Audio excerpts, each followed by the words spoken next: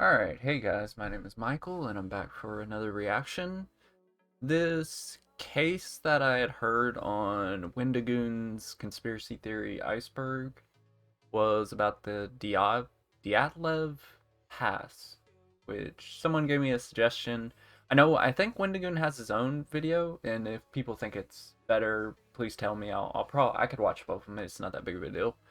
But I heard that MrBallen had done it, and since I wanted to do both of their channels today, I thought I would do another one of his videos. So I'll do this one where he does the Dyatlov Pass. So yeah, let's get into it. I'm pretty excited about this video. Her eyes were missing, her tongue was missing, parts of her lip was missing, and a portion of her skull had fractured, and a piece Bro. of her skull had been removed. Hey, what's going on, guys? MrBallen here from TikTok. I'm your resident scary storyteller. Today, I have a really cool story. It's actually one of the first kind of unsolved mysteries that really captured my attention and drew me into researching all of these kind of crazy unsolved mysteries that are out there. The too long didn't read version of this is you have 9 highly experienced hikers that go off into the mountains and die under extremely mysterious conditions. There are photos and journal entries. I mean, there's just a preponderance of evidence, but no one can make any sense of it. And to this day, it is one of the single most interesting things that I've ever found on the internet. So, in 1959, 10 hikers decided to head out on this 190-mile journey through the Ural Mountains in the northern part of the Soviet Union. Now, this was not a vacation. This was more like a mission to this group of experienced hikers, because in completing this 190-mile journey, they would receive their level 3 hiker certification, which at the time was the highest in the country. So they would be the top dogs in hiking. So on January 25th, they set off on this 16-day, 190-mile journey. The group was in good spirits. The pictures of them, they were happy. They were on course. Everything was going right.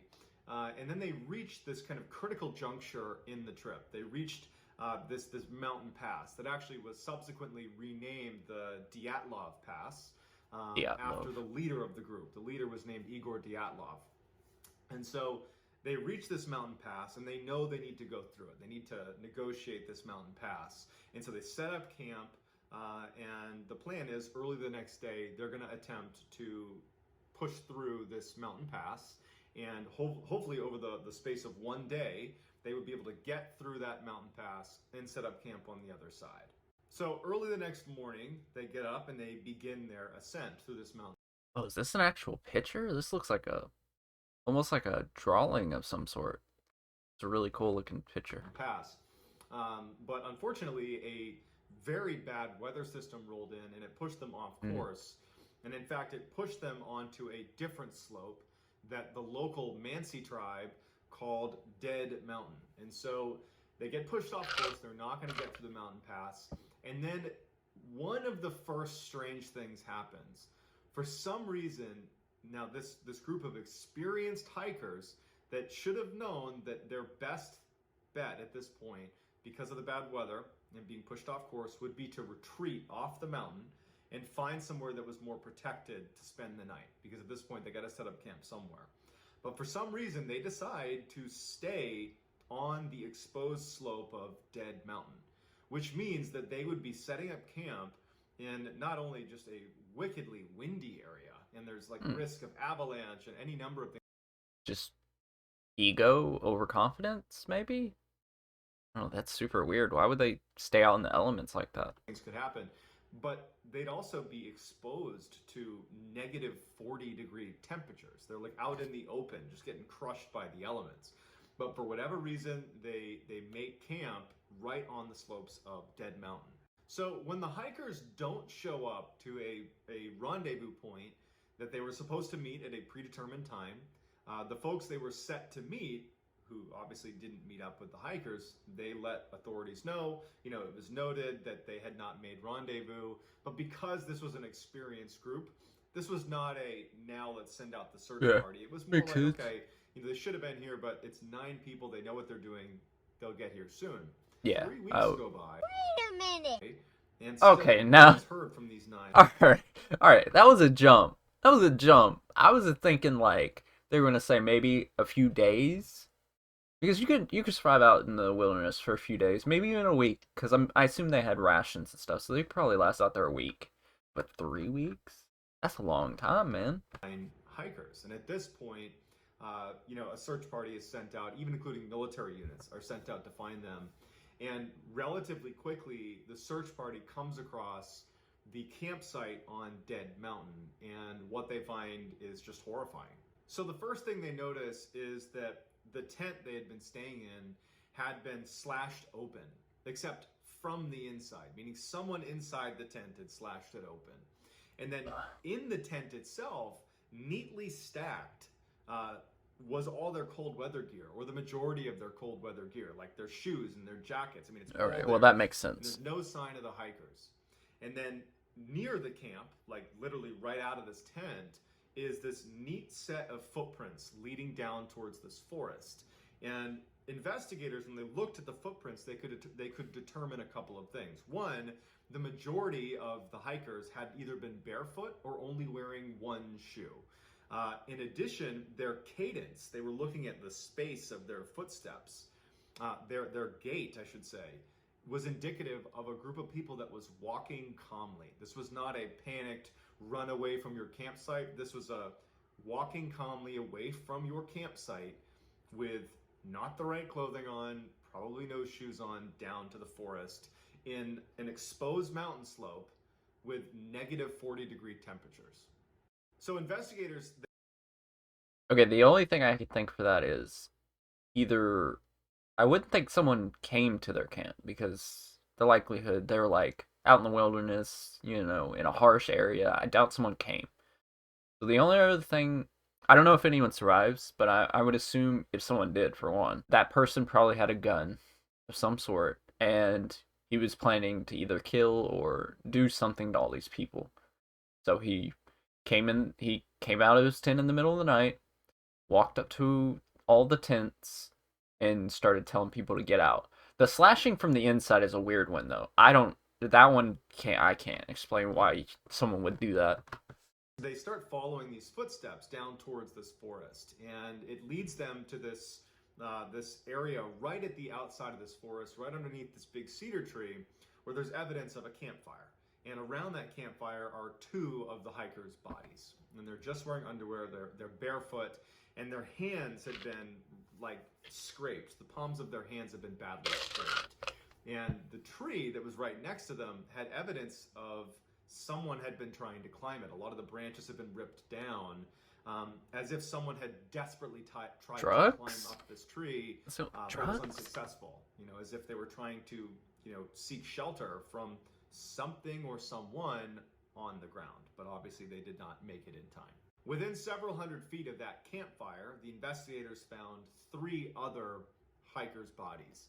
They were similarly underdressed, and it appeared the way... Is that an actual picture of a dead body? If it is, he does not look underdressed. He looks like he has a bunch of coats and stuff on. Their bodies had frozen, that they were actually trying to make their way back up to the campsite. Investigators noted that one of those 3 hikers had a head injury that was consistent with someone repeatedly smashing their head. Another of those 3 had a strange rectangular bruise on their side.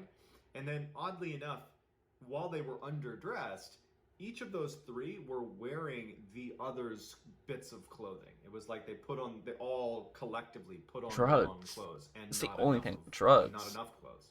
Despite the strangeness of the 5 bodies that were found and what they were wearing, or I guess what they weren't wearing, it was determined that they all died of hypothermia and that there was no foul play. It wasn't until May, when the weather warmed up a little bit and some of the snow had melted, that investigators were able to locate the remaining 4 hikers' bodies. And, it was really the condition that they were found in, the second group of hikers, that really took this mystery and elevated it and made it this kind of urban legend, because it makes no sense how they were found. So the remaining 4 were found in this creek bed that came to be known as the Dyatlov Den. They were buried under about 13 feet of snow.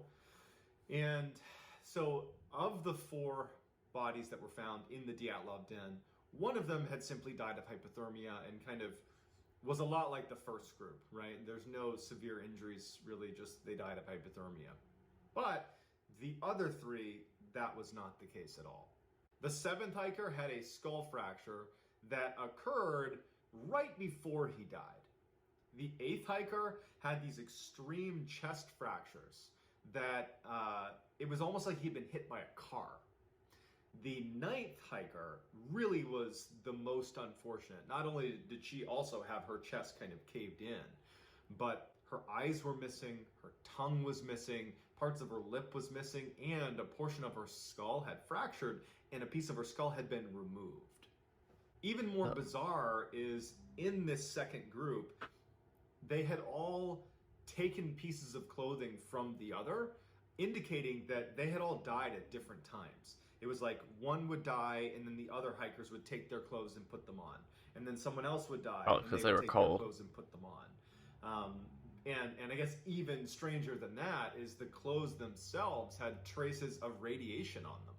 The Soviet government was quick to close the case. Radiation? They cited, either a natural disaster or, perhaps the hikers' incompetence as the result or the reason behind this horrible tragedy.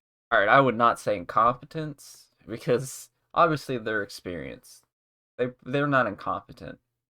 Something had to have been going on. You don't go outside in sub-zero temperatures with no clothes on and not, expect something bad to happen. But nobody really believed, nobody as in the family, the friends, really the Soviet population, they didn't believe that could be the actual explanation. Early on, after this case has been closed, the Soviet people, they started to believe a couple theories. One of them was there was this local Mansi tribe that was in the area that perhaps ambushed the hikers and killed them. That would kind of explain the reason for the hikers suddenly abandoning their tent and not being dressed, and also the injuries of the second group. That could be explained by an attack by this Mansi tribe. Okay. But there was a couple issues with that theory. One, the Mansi tribe is known as this incredibly peaceful tribe. That it's just very uncharacteristic for them. I'm sorry to say, it could happen to anyone. It doesn't matter if people are peaceful. You could go to a random town in America and all the people seem peaceful, and then one day one random dude. It could have just been one dude. Well, actually, I don't think so. There was 9 hikers. Let me take that back. Never mind. There was also no other footprints leading into the area. It was just the footprints also of the that. hikers that were, in the area. But then again, 3 Another weeks. popular theory is a swift and violent avalanche that the group couldn't have Some seen buried. coming, Some here they it were was. buried under They 13 feet of snow. jump Some out of of them. their tent, cut it open, they go running. But the problem with that is the tree line down near the forest they walked to. There's no sign that the trees have been damaged in any way. That, there weren't any debris from an avalanche like there would be. And in that area, there were locals like the Mansi tribe, and they didn't report an avalanche. They didn't hear an avalanche. And in fact, historically, there had never been a reported avalanche in that area. And subsequently, for decades afterward, there still has never been an avalanche there. Another popular theory is that the reason they left their tent in the first place is because when you get hypothermia, it can cause you to actually believe, kind of paradoxically, that you're actually too hot and you start stripping your clothes before you ultimately succumb to hypothermia. But again, that doesn't really cover down on the injuries of the second group. And then, only a little bit of that. With any sort of unsolved mystery at this magnitude, there's theories that range from, government cover-up to like a Yeti attack or an alien abduction. This case was closed, and the Soviet government kind of just gave a fairly ambiguous answer as to why. Authorities actually officially said that the cause of death for these hikers was a compelling natural force that they were not able to overcome. Which that in and of itself is an eerie way of putting it. This is what we heard in Windigo's video. To overcome a natural force. That's so weird. It's not saying this was a natural disaster necessarily. They're just saying it was a natural force. Which is just a very interesting way to put it. But either way, it's very the case weird. was closed. And that was that. But in 2019, Russia actually officially reopened this case. Oh. And they decided they were going to get to the bottom of it, because this was a case that, I mean, it is quite high profile in the world of kind of unsolved mysteries. I mean, I think if you Google, like, top 10 unsolved mysteries, the Dyatlov Pass is going to come up in that top 10. This is just one of the more well-known cases. And so Russia officially reopens it in 2019, but they were only willing to look at 3 theories, which was, an ice slab or a snow slab breaking and coming down and hitting them, an avalanche, or a hurricane.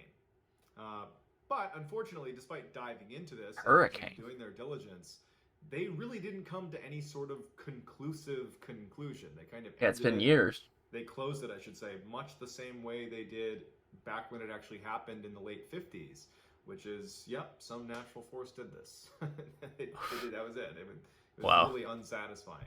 The only real conclusion that they made in 2019 was that no criminal activity was indicated. So whatever happened, they're saying was natural. It was not. I don't know. I think that woman has something else to say. So with that, the mystery today remains technically closed, but unofficially, I would say this mystery is not even close to solved. Yeah, of course. I'd love to hear in the comments. Something weird happened. Dyatlov Pass. So that's going to do it, guys. I encourage you to go check this out, Dyatlov Pass. It's fascinating. And please, if you haven't already, subscribe to my channel. Okay. All right. This is a really cool video. I thought that would be interesting when I heard about it. It was really gruesome for what happened to the woman. Like, something had to have happened to her personally, because she was messed up. But yeah, this was a really cool video. I really enjoyed it. I hope you guys enjoyed it too, and I'll catch you guys later. Bye.